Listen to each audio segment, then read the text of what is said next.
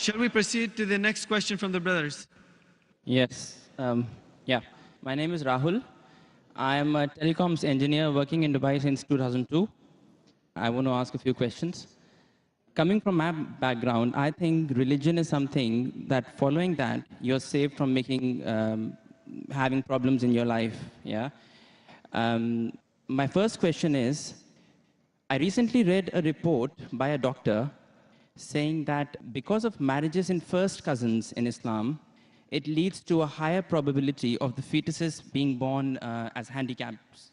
Yeah? It increases the probability of the babies born without hands or without legs.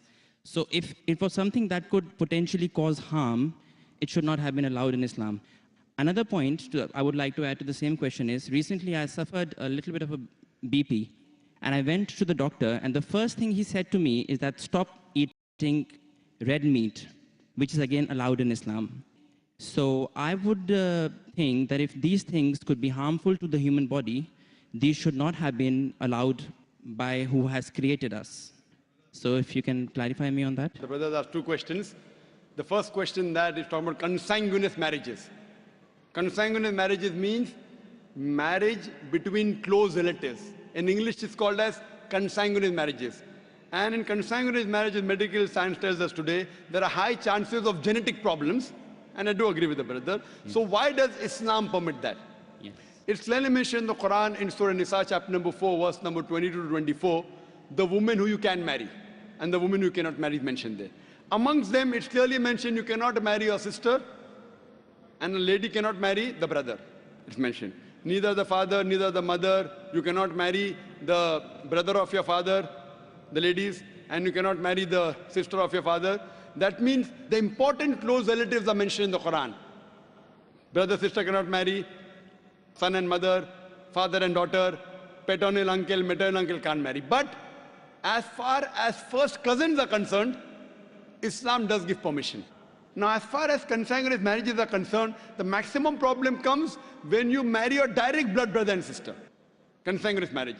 Even if you marry your direct father, daughter, mother and son, or your uncle, the chances are also there if you marry your first cousin, but it's negligible, very negligible.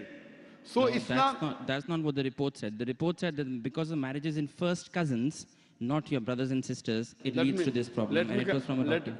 It was published in Gulf News as well, actually. Brother, let me complete. Even I am a doctor. Ah, okay. Fine.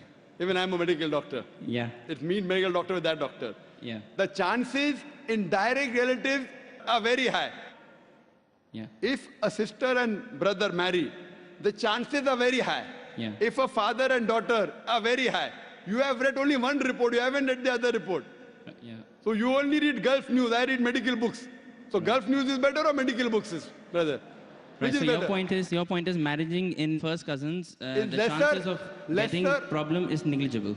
As compared to brother and sister. As compared to. But still there is a... Brother, will you let me complete my answer? Or? Sorry, yeah, please. So you have more faith in Gulf News? No, not really. I'm here to find the truth. Truth, that's right. So what you realize that consanguineous marriage, and I agreed with you. I didn't say it's not there. Yeah. So I'm not trying to beat around the bush. But compared, it is negligible compared to direct blood brother and sister. Now, I do agree that there are medical genetic problems in various ways.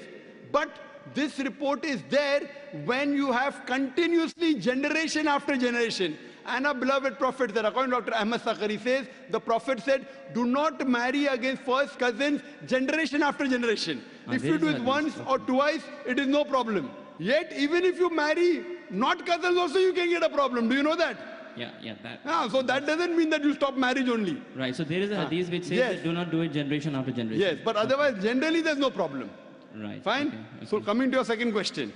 Yeah. You went to a doctor and you said you had high BP. Yes. Doctor said you have red meat. Yes. So why does Islam allow red meat? Yes. You know, my friend went to a doctor and doctor said you have diabetes, don't have sugar. Brother, why do you have sugar? Right. Why? Don't have sugar. My friend went to a doctor, doctor said you have diabetes, don't have sugar. Brother, do you have sugar? Yes, of course. Why you have sugar? Stop having sugar. Yeah, well, we can live on vegetables, easily possible. Can you live without having sugar? Can you live without having sugar? Even vegetarians have sugar, brother. Yeah. Are you educated? Yeah. MashaAllah. The problem is that person had a problem with his pancreas. Yeah. In the pancreas, there are islets of Langerhans which break down the sugar.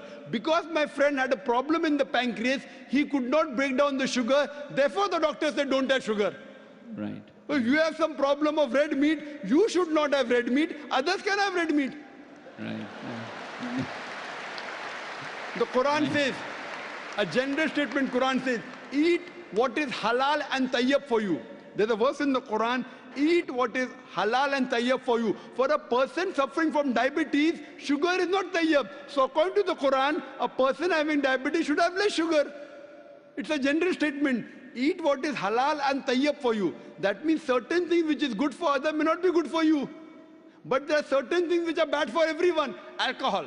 Alcohol is bad for everyone. It is prohibited for everyone.